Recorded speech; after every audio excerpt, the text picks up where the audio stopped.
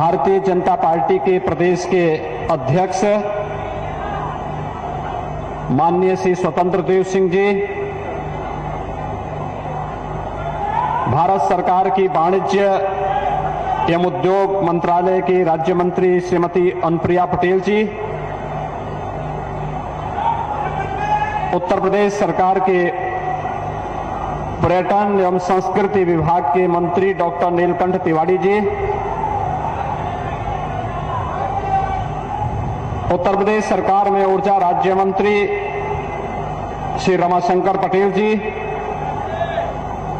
माननीय सांसद श्री राम शकल जी, माननीय विधायकगण श्री रत्नाकर मिश्रा जी, श्री अनुराग सिंह जी, श्रीमती सुचिस्मिता मौर्य जी, श्री राहुल प्रकाश जी, श्री आशीष पटेल जी, आज के इस कार्यक्रम में उपस्थित पर्यटन विभाग के साथ ही स्थानीय प्रशासन और सम्मानित जनप्रतिनिधिगण और मां विंध्यवासिनी धाम से जुड़े हुए सभी उपस्थित भाइयों बहनों, मैं आप सब की ओर से देश के लोकप्रिय गृह मंत्री और सहकारिता मंत्री आदरणीय अमित शाह जी का मां विंध्यवासिनी के इस धाम में हृदय से स्वागत करता हूं, अभिनंदन करता हूं।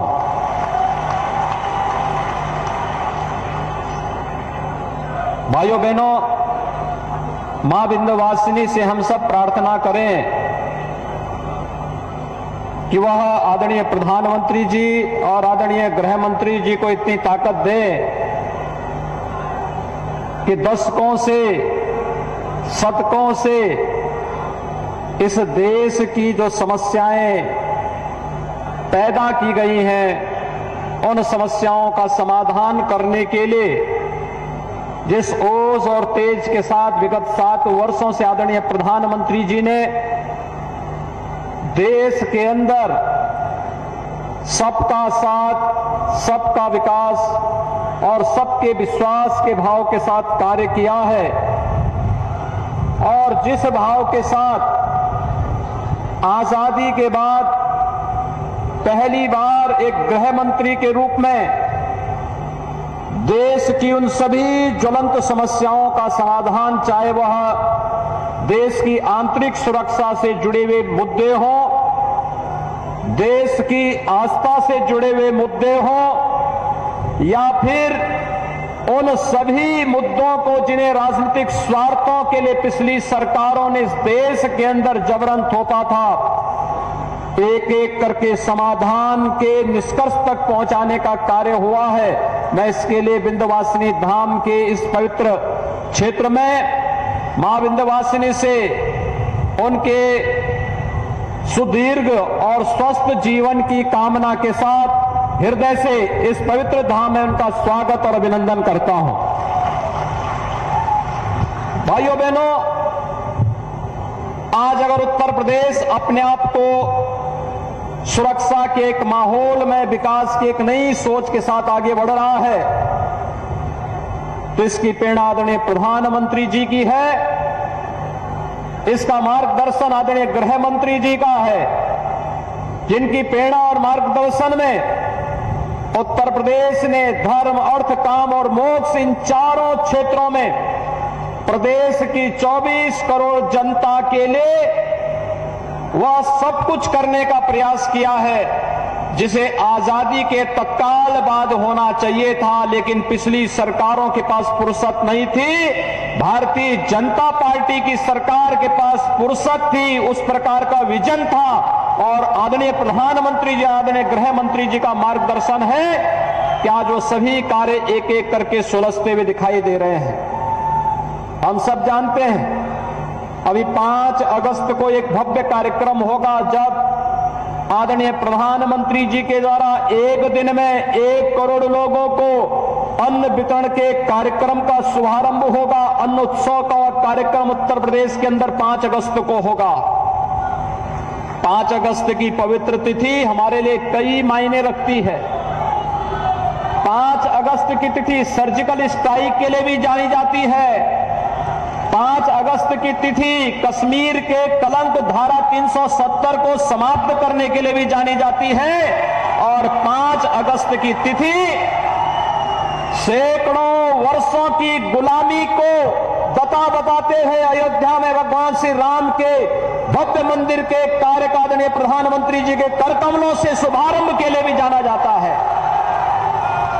और इसलिए भाइयों बहनों 5 अगस्त की उस तिथि का कार्यक्रम भी अलग अलग तिथि में आपने देखा होगा कैसे एक तिथि को इतिहास के अमिट अक्षरों में स्वर्ण अक्षरों में लिख दिया गया है। 5 अगस्त की वह तिथि भारतीय इतिहास के लिए उसी प्रकार से मट हो गई जो आजादी के बाद कुछ सरकारों ने इस देश में आतंकवाद के रूप में देने का प्रयास किया था, लेकिन आदरणीय प्रधानमंत्री जी के मार्गदर्शन में माननीय गृह मंत्री जी ने कश्मीर के धारा 370 को आतंकवाद की जन्य इस धारा को सदैव के लिए समाप्त करके आतंकवाद को हमेशा के लिए नेस्तनाबूद करने का कार्य भारत की धरती से किया है। जब भी नेतृत्व यशस्वी होता है, निस्वार्थ भाव के साथ कार्य करता है तो देश के बारे में सोचता है। 136 करोड़ लोग उसके परिवार के हिस्से होते हैं, लेकिन जब नेतृत्व स्वार्थी होता है, भ्रष्ट होता है, बेईमान होता है, वह केवल अपने बारे में सोचता है, अपने परिवार के बारे में सोचता है। और आजादी के बाद से लेकर के विभिन्न सरकारों में, केंद्र में हो या राज्य में, यही तो होता रहा है। आज अगर प्रदेश में सुरक्षा का वातावरण है, इसकी प्रेरणा किसकी है? पहले दिन से ही आदरणीय प्रधानमंत्री जी ने भी, आदरणीय गृह मंत्री जी उस समय अध्यक्ष, राष्ट्रीय अध्यक्ष थे, तब भी उन्होंने इस बारे में कहा था प्रदेश के अंदर अपराध और अपराधियों के प्रति जीरो टॉलरेंस की नीति के तहत कार्य होना चाहिए। किसी व्यापारी का, किसी नागरिक का उत्पीड़न कतई नहीं होना चाहिए और एक व्यक्ति को न्याय मिले, सरकार का यह ध्येय होना चाहिए। शिक्षा और स्वास्थ्य की बेहतर सुविधा मिल सके। भाइयों बहनों, आदरणीय प्रधानमंत्री जी की कृपा से, उनके मार्गदर्शन में मां विंध्यवासिनी के इस धाम में मेडिकल कॉलेज बन चुका है। इस सत्र में प्रधानमंत्री जी के द्वारा उसमें प्रवेश की प्रक्रिया का शुभारंभ भी होगा और मां विंध्यवासिनी के नाम पर बनने वाला यह मेडिकल कॉलेज उत्तर प्रदेश और विंध्य क्षेत्र के नौजवानों को मेडिकल की उत्तम शिक्षा का एक केंद्र बिंदु बनकर के आगे उभरेगा। पर्यटन के क्षेत्र में कितनी संभावनाएं उत्तर प्रदेश के अंदर हैं, कोई नहीं पहले बोलता था। 2019 में प्रयागराज कुंभ के समय प्रधानमंत्री जी का और गृह मंत्री जी का जो मार्गदर्शन प्राप्त हुआ और जो सिलसिला प्रारंभ हुआ, आज मुख्यमंत्री पर्यटन संवर्धन योजना के अंतर्गत हम लोगों ने प्रदेश के अंदर सभी 403 विधानसभा क्षेत्र में किसी न किसी पर्यटन केंद्र को लेकर के उसके पुनरुद्धार की और भारतीय आस्था को मजबूती प्रदान करने का कार्य प्रारंभ किया है। और आज उसी श्रृंखला में आदरणीय गृह मंत्री जी का आगमन मां विंध्यवासिनी के इस धाम में, मां विंध्यवासिनी कॉरिडोर के पुनर्निर्माण के कार्य के शुभारंभ के लिए भूमि पूजन के कार्यक्रम में प्राप्त हो रहा है। मैं इस अवसर पर उनका हृदय से अभिनंदन करता हूं, स्वागत करता हूं। भाइयों बहनों, आदरणीय प्रधानमंत्री जी ने काशी को उसकी पुरातन काया के साथ एक नए कलेवर के रूप में प्रस्तुत कर दिया है। आज काशी में कार्य हो रहा है। आज अयोध्या एक नए सिरे से आगे बढ़ रही है। आज चित्रकूट धाम, आज श्रृंगेरपुर धाम, आज नैमिष धाम, आज सुखतीर्थ, इन सभी क्षेत्रों में पर्यटन विकास की नई संभावनाएं दिखाई दे रही हैं। और मां विंध्यवासिनी धाम में 2 बड़े कार्यों का शुभारंभ आदरणीय गृह मंत्री जी के द्वारा प्रारंभ होने जा रहा है। एक कालीखो और अष्टभुजी में रोपवे का शुभारंभ। कभी लोग सोचते नहीं थे कि इन तीर्थों में रोपवे भी लगेगा। उत्तर प्रदेश में रोपवे की कोई कल्पना ही नहीं करता था, लेकिन आज पर्यटन विभाग की तरफ से रोपवे का निर्माण का कार्य भी आदरणीय गृह मंत्री जी के कर कमलों से थोड़ी देर में प्रारंभ हो जाएगा। और साथ साथ मां विंध्यवासिनी का यह धाम जो हमारी सकल ऊर्जा का आधार है, मां विंध्यवासिनी आदि शक्ति है, मां भगवती है और उनकी शक्ति के बगैर इस धरा से एक तिनका नहीं हिल सकता। इसलिए मां विंध्यवासिनी के इस धाम के प्रति न केवल आस्था को सम्मान हो बल्कि पर्यटक यानी श्रद्धालु जनों को सुविधा हो ही पर्यटन की अपार संभावनाएं भी विकसित हो सके। यहां के हजारों नौजवानों को स्थानीय स्तर पर ही कार्य मिल सके, बहन बेटियों को स्थानीय स्तर पर रोजगार की सुविधाएं उपलब्ध हो सके, इस दिशा से इस कार्यक्रम को आगे बढ़ाने का कार्य किया जा रहा है। मैं आज के इस अवसर पर आदरणीय गृह मंत्री जी ने उत्तर प्रदेश के लिए अपना जो विशेष समय दिया है, इससे पहले 2017 में जब उत्तर प्रदेश में लोक कल्याण संकल्प पत्र जारी हो रहा था, तब आदरणीय गृह मंत्री जी ने बहुत सारे मुद्दे उसमें जुड़वाए थे और उन्होंने उस समय कहा था कि जिन क्षेत्रों में पेयजल की सुविधा नहीं, पेयजल की उपलब्धता, और मुझे बताते हुए प्रसन्नता है आदरणीय प्रधानमंत्री जी की कृपा और उनकी अनुकंपा से हर घर नल की योजना के माध्यम से बुंदेलखंड के 7 जनपद और बिंदु क्षेत्र के मिर्जापुर और सोनभद्र जनपद में भी हर घर नल की योजना आज प्रारंभ हो चुकी है और दिसंबर तक अधिकतर परियोजनाओं का कार्य पूरा हो चुका होगा। इस विश्वास के साथ मैं आज के इस मां विंध्यवासिनी धाम में आदरणीय गृह मंत्री जी का उत्तर प्रदेश के नागरिकों की ओर से, बिंदु क्षेत्र से आप जुड़े हुए सभी भाइयों बहनों की ओर से हृदय से स्वागत करता हूं, अभिनंदन करता हूं। धन्यवाद। जय हिंद। बहुत बहुत धन्यवाद माननीय। आपकी प्रतिबद्धता और संकल्प से निश्चित रूप से आने वाले समय में विंध्य क्षेत्र उत्तर प्रदेश के स्वर्ग के रूप में विकसित होगा। मां विंध्यवासिनी कॉरिडोर परियोजना, जिसके 128 करोड़ के निर्माण कार्य का आज शिलान्यास किया जा रहा है और 15 करोड़ के रोपवे का लोकार्पण हो रहा है, इसके बारे में विस्तृत जानकारी देने के लिए एक छोटी सी फिल्म बनाई गई है। आइए देखते हैं।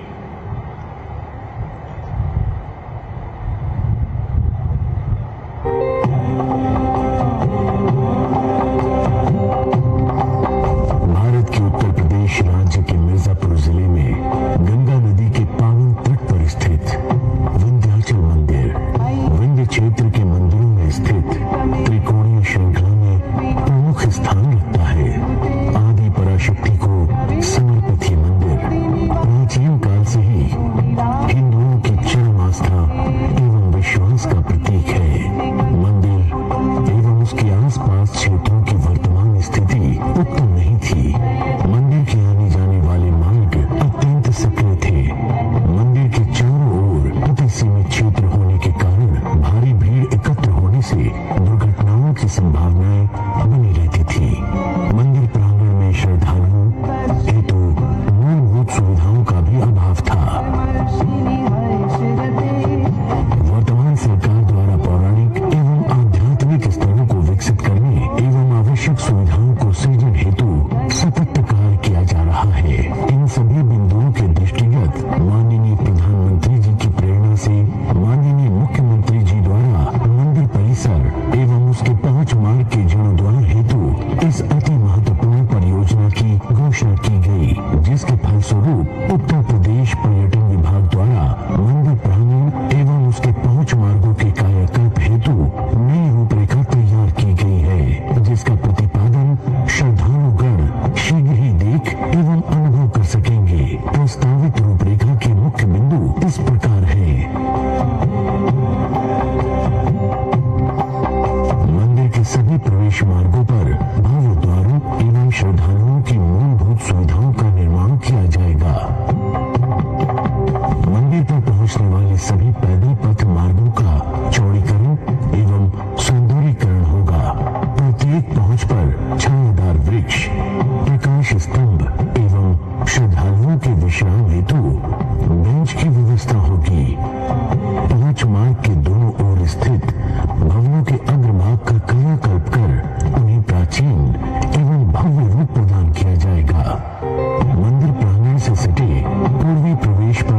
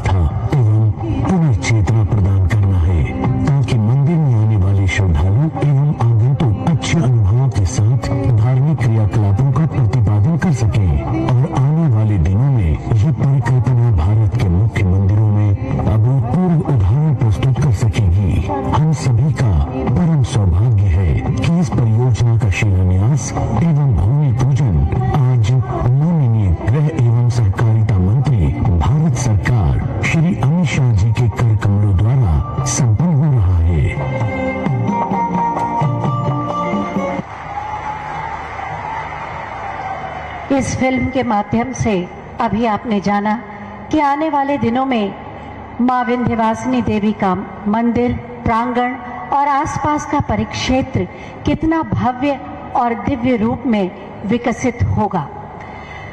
सचमुच विंध्य क्षेत्र इस कॉरिडोर के माध्यम से विकास की एक नई गाथा लिखेगा। मैं बहुत ही आदर के साथ माननीय गृह एवं सहकारिता मंत्री माननीय श्री अमित शाह जी से अनुरोध करूंगी कि मां विंध्यवासिनी कॉरिडोर परियोजना के 128 करोड़ के निर्माण कार्यों और 15 करोड़ के रोपवे का लोकार्पण करें और कॉरिडोर परियोजना का शिलान्यास बटन दबाकर करने की कृपा करें। मां विंध्यवासिनी कॉरिडोर परियोजना का शिलान्यास और साथ ही रोपवे का लोकार्पण बटन दबाकर माननीय गृह मंत्री महोदय द्वारा शिलापट का अनावरण हो रहा है। विंध्य क्षेत्र के विकास की गाथा में एक नया अध्याय जुड़ रहा है। बहुत बहुत धन्यवाद माननीय गृह एवं सहकारिता मंत्री जी।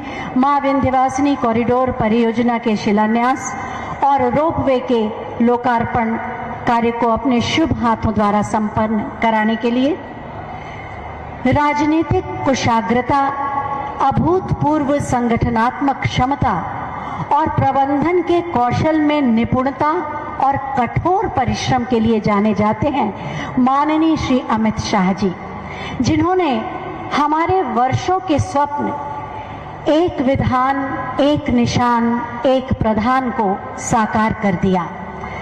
लक्ष्य को साधने की प्रतिबद्धता और उसे भेदने का साहस और कौशल, इसकी प्रेरणा देते हैं माननीय गृह मंत्री एवं सहकारिता मंत्री माननीय श्री अमित शाह जी।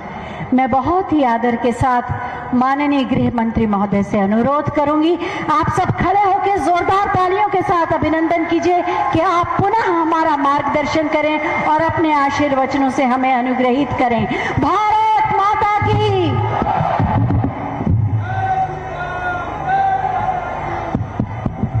मेरे साथ बोलिए, भारत माता की। क्यों भाई, पूर्वांचल वालों की आवाज को क्या हो गया है? दिल्ली में मोदी जी तक आवाज जानी चाहिए कि मिर्जापुर में भाजपा वाले इकट्ठा हुए हैं। मेरे साथ दोनों हाथ उठाइए और प्रचंड आवाज से बोलिए, भारत माता की, भारत माता की, भारत माता की। मंच पर उपस्थित उत्तर प्रदेश के यशस्वी और लोकप्रिय मुख्यमंत्री श्रीमान योगी आदित्यनाथ जी, मोदी जी की मंत्रिपरिषद में मेरी सहयोगी, यहां की लोकप्रिय सांसद, अपना दल की नेत्री बहन अनुप्रिया पटेल जी, हमारे भारतीय जनता पार्टी के अध्यक्ष और मेरे मित्र श्री स्वतंत्र देव जी, डॉक्टर नीलकंठ तिवारी जी, रमाशंकर सिंह पटेल जी, श्रीमान राम सकल जी, यहां के स्थानीय विधायक पंडित रत्नाकर जी, श्रीमती बाची स्मिता जी, अनुराग सिंह जी, राहुल प्रकाश जी, उपस्थित सभी अधिकारीगण और सबसे महत्वपूर्ण आज के कार्यक्रम के केंद्र बिंदु, यहां पर पूरे मिर्जापुर से आए हुए मेरे प्यारे भाइयों और बहनों को मैं प्रणाम करता हूं।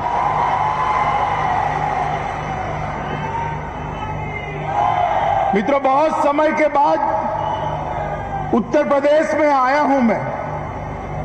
कोरोना के कारण कार्यक्रमों पर बैन लग गया, उत्तर प्रदेश में आना जाना कम हो गया, मगर जब आता हूं तब लगता है कि मेरे ही घर में आया हूं, ऐसा हमेशा लगता है।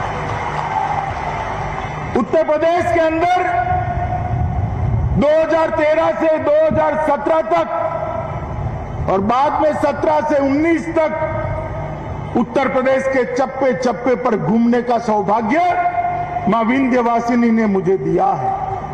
सैकड़ों कार्यकर्ताओं हजारों कार्यकर्ताओं की फौज के साथ मिलकर पोस्टर लगाने से लेकर मोदी जी की बड़ी बड़ी रैलियों को आयोजित करने का सौभाग्य भी मुझे मिला है।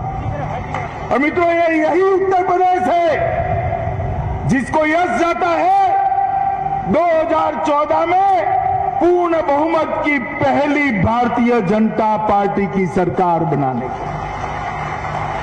यही उत्तर प्रदेश है जिसको यश जाता है सर्वाधिक सीटों के साथ देश भर में 300 सीटों के साथ भारतीय जनता पार्टी की सरकार बनाने का। और यही उत्तर प्रदेश है जिसको यश जाता है 2019 में फिर से एक बार नरेंद्र मोदी जी को प्रधानमंत्री बनाने का। और इसीलिए मोदी जी भी उत्तर प्रदेश से ही सांसद बनकर देश की संसद में जाते हैं। मोदी जी जानते हैं कि उत्तर प्रदेश वालों की अपेक्षा क्या है। मोदी जी जानते हैं कि उत्तर प्रदेश की जरूरियात क्या है। मोदी जी जानते हैं कि उत्तर प्रदेश को कैसे आगे बढ़ाया जाए। और मित्रों, आप ही के आशीर्वाद का परिणाम है कि 2014 और 2019 में जो पूर्ण बहुमत आपने दिया, आज मैं गर्व से बता रहा हूं कि हम बहुत छोटे कार्यकर्ता हम सब हुआ करते थे, तब से विचारते थे, आंदोलन करते थे, जुलूस निकालते थे, कार सेवा में आते थे। कई लोगों ने लाठियां खाई, गोलियां खाई, कई पीढ़ियों तक संघर्ष 550 साल से चालू रहा कि अयोध्या में रामलल्ला का मंदिर कब बनेगा, कब बनेगा, कब बनेगा।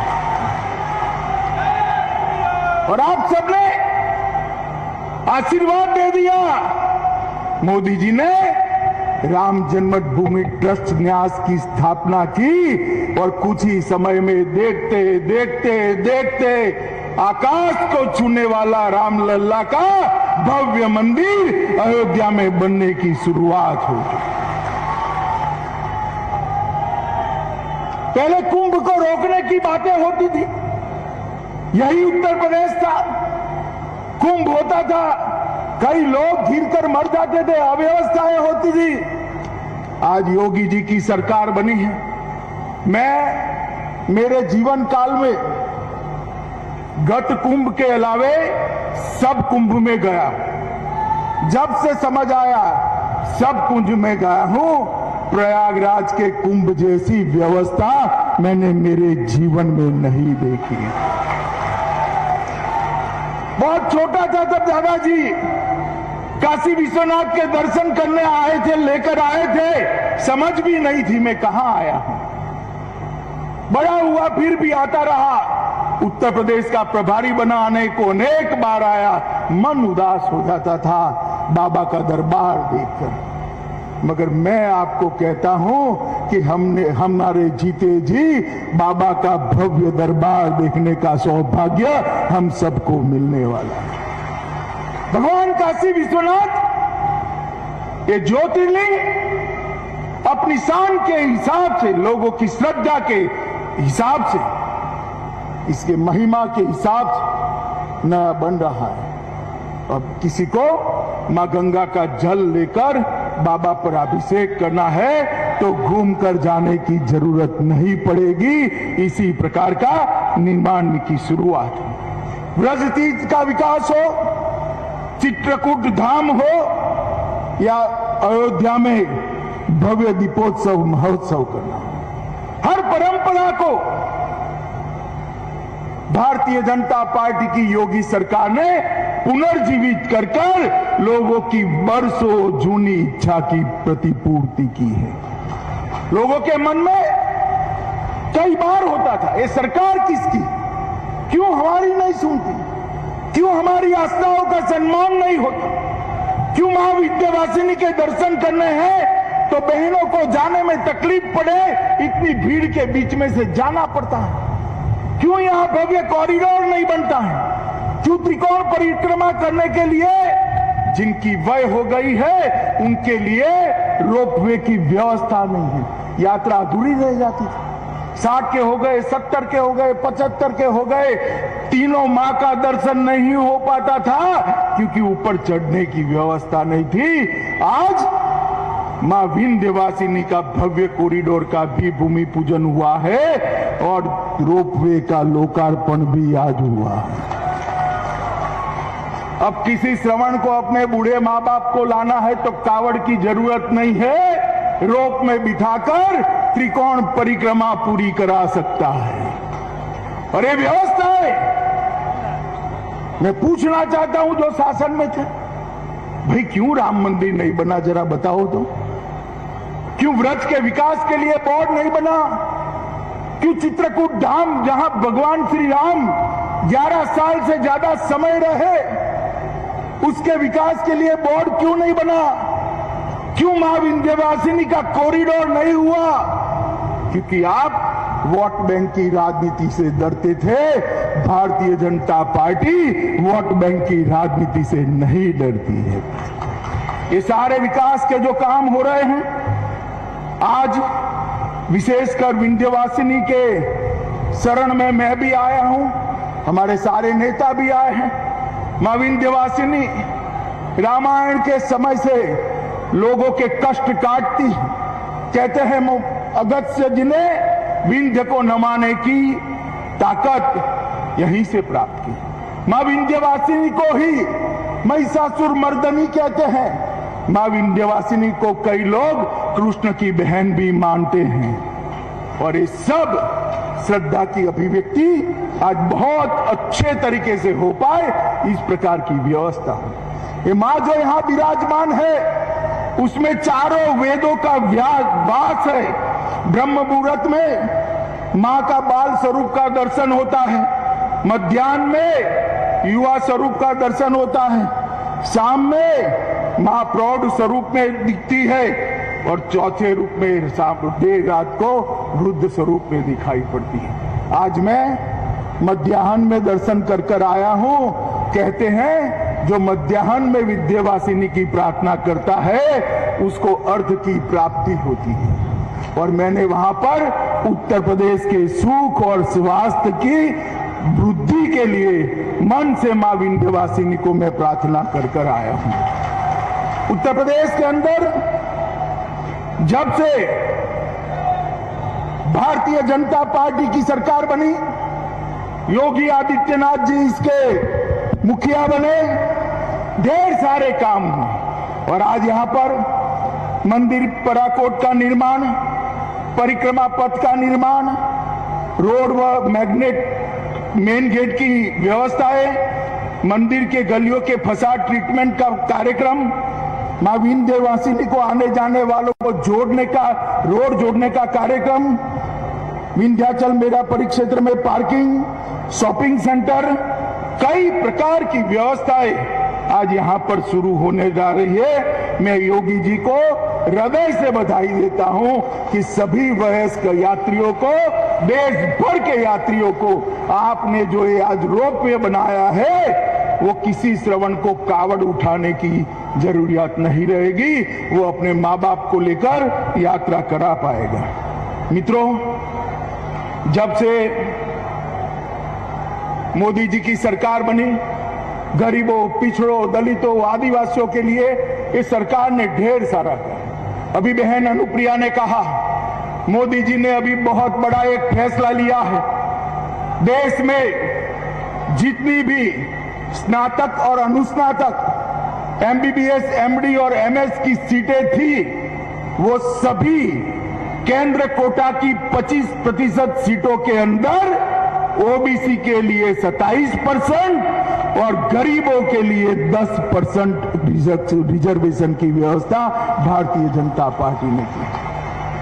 हमेशा ओबीसी मतदाताओं के, पिछड़ों के वोट लेकर राज करने वाली कांग्रेस और स्थानीय पार्टियां कभी इसके कल्याण के लिए काम नहीं की। मोदी जी ने उनके लिए आयोग बनाने की बात करी। मोदी जी आज इनके लिए रिजर्वेशन भी ला रहे हैं और अन्य बिन आरक्षित जातियों के गरीब बच्चों के लिए भी 10% रिजर्वेशन की शुरुआत की। मोदी जी ने इस देश के समग्र जनता जो 18 साल से ऊपर की आयु है उसको मुफ्त में कोरोना का टीका देने की व्यवस्था भी भारतीय जनता पार्टी की नरेंद्र मोदी सरकार ने की। और जून महीने से दीपावली तक, अक्टूबर तक 80 करोड़ लोगों को प्रति व्यक्ति 5 किलो अनाज मुफ्त में देने की योजना भी भारतीय जनता पार्टी के प्रधानमंत्री नरेंद्र मोदी जी ने की है। मैं मानता हूं इससे बड़ा कोई काम नहीं हो सकता। कोरोना के कारण ढेर सारी परेशानियां हुई हैं और इसका एक सरल रास्ता था कि देश की 80 करोड़ जनता को 6 माह तक मुफ्त में राशन देकर उन पर उनका बोझ कम कर दिया जाए। मित्रों, उत्तर प्रदेश सरकार ने हाल ही में 4 साल पूरे किए और मैं सच अर्थ में कहता हूं, मेरी पार्टी के मुख्यमंत्री है इसलिए नहीं, हमारे चुनाव घोषणा पत्र को पूरा पढ़कर उसकी एडमिनिस्ट्रेटिव व्यवस्था कर चुन कर एक एक वादे को पूरा करने का काम श्री योगी आदित्यनाथ ने किया है। 5,50,270 करोड़ का बजट रखा है। योगी जी ने $1 ट्रिलियन की अर्थव्यवस्था का लक्ष्य रखा है और मुझे विश्वास है आपका आशीर्वाद फिर से मिलने वाला है और मोदी जी की 5 ट्रिलियन का लक्ष्य भी पूरा होगा और योगी जी का $1 ट्रिलियन इकोनॉमी का लक्ष्य भी पूरा होने वाला है। और मोदी जी ने जो गरीब कल्याण की योजनाएं बनाई है उसमें से 44 योजनाएं ऐसी है जिसके क्रियान्वयन में उत्तर प्रदेश सब सरकारों में देश भर में नंबर 1 है, नंबर 1 है। मित्रों, आज मैं इतना ही कहना चाहता हूं। कोरोना की 2 लहरें आई, 22 करोड़ से ज्यादा आबादी, पूरे यूरोप से ज्यादा आबादी रखने वाला है उत्तर प्रदेश। योगी जी ने परिश्रम, मेहनत, सूझबूझ और अपनी वहीवटी क्षमता का, एडमिनिस्ट्रेटिव ताकत का परिचय कराते हुए जो कोरोना प्रबंधन किया, उत्तर प्रदेश को उन्होंने लगभग कोरोना मुक्त करने का काम किया। सबसे ज्यादा वैक्सीनेशन यहीं पर हुए और सबसे ज्यादा टेस्टिंग भी यहीं पर हुई। सबसे ज्यादा बेड का निर्माण यहीं पर हुआ है। 1,80,000 कोविड बेड की उपलब्धता करी। 541 ऑक्सीजन प्लांट बनाने का काम चल रहा है। 194 बन गए हैं। बच्चों के लिए निःशुल्क दवाई किट देने का काम किया और निराश्रित बच्चों के लिए मुख्यमंत्री बाल सेवा योजना की शुरुआत की। और उत्तर प्रदेश के हेल्थ इंफ्रास्ट्रक्चर हमने लिखा था हर 2 जिले के बीच में एक मेडिकल कॉलेज बनाएंगे। अखिलेश जी हमारी मखौल उड़ाते थे, कहां से बनाएंगे? अखिलेश जी अभी तो 4 साल हुए हैं, मैं हिसाब देता हूं आपको, आप 10 छोड़कर गए थे, 40 की व्यवस्था योगी जी ने कर दी है। हमारी वादा पूरा हो रहा है। मित्रों, केंद्र सरकार ने 23,000 करोड़ रुपए का हेल्थ इंफ्रास्ट्रक्चर का जो पैकेज घोषित किया है मोदी जी के निर्णय के बाद, उसका सबसे बड़ा फायदा यूपी को होने वाला है। मित्रों, आज यूपी मेक इन इंडिया में इन्वेस्टमेंट की सबसे पहली पसंद बनता जा रहा है और लगभग 3.5 लाख करोड़ से ज्यादा इन्वेस्टमेंट भूमि पर उतारने का काम भी उत्तर प्रदेश ने किया है। और ये माफिया जो घूमते थे या नहीं घूमते थे? बताओ भाई, घूमते थे या नहीं घूमते थे? जोर से बोलो, घूमते थे या नहीं घूमते थे? कोई दिखाई पड़ता है क्या? हिम्मत है किसी की? उत्तर प्रदेश को दंगा मुक्त करने का काम भारतीय जनता पार्टी की सरकार ने किया। उत्तर प्रदेश को माफिया मुक्त करने का काम भारतीय जनता पार्टी की सरकार ने किया है। उत्तर प्रदेश को भू माफियाओं से मुक्ति दिलाने का काम भारतीय जनता पार्टी की सरकार ने किया है। उत्तर प्रदेश की माताओं बहनों को सुरक्षित रूप से जीने का अधिकार भारतीय जनता पार्टी की योगी सरकार ने दिया है। और एक 4 साल के अंदर योगी जी ने कानून और व्यवस्था के क्षेत्र में ढेर सारे परिवर्तन किए हैं। और इंफ्रास्ट्रक्चर के लिए ये पूर्वांचल कब से राह देखता था कि कोई आए और पूर्वांचल के इंफ्रास्ट्रक्चर का उद्धार करे। मित्रों, 5 इंटरनेशनल एयरपोर्ट 4 साल के अंदर, 8 एयरपोर्ट संचालित हैं, 13 नए एयरपोर्ट बन रहे हैं, 7 हवाई पट्टियां बन रही हैं, 141 किलोमीटर लंबे पूर्वांचल एक्सप्रेसवे का निर्माण अंतिम चरण में है, 297 किलोमीटर लंबे बुंदेलखंड एक्सप्रेसवे का निर्माण प्रगति पर है, 594 किलोमीटर लंबा गंगा एक्सप्रेस, इसका भूमि अधिग्रहण चल रहा है, 91 किलोमीटर लंबा गोरखपुर लिंक एक्सप्रेसवे कार्य प्रगति पर है, बलिया लिंक एक्सप्रेसवे को मंजूरी दी है, 14,160 किलोमीटर सड़कों को चौड़ा कराया गया है और 14,935 किलोमीटर सड़कों को नया बनाया है, जिसमें 519 छोटे बड़े पुलों का निर्माण किया है। अखिलेश भाई, आप और बुआ जी दोनों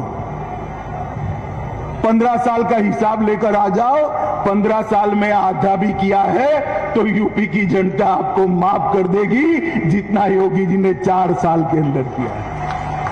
मित्रों, विकास को स्ट्रक्चर तरीके से कैसे जमीन पर उतारा जाता रहा है, इसका उदाहरण योगी आदित्यनाथ की भारतीय जनता पार्टी की सरकार ने लोगों के सामने रखा है। डिफेंस कॉरिडोर आया है, ये मिर्जापुर, चंदौली, सोनभद्र नक्सली जिले गिने जाते हैं। अभी अभी मैंने रिव्यू करा है और मैं गर्व के साथ कहता हूं, मिर्जापुर, चंदौली और सोनभद्र तीनों नक्सलवाद के प्रभाव से पूर्ण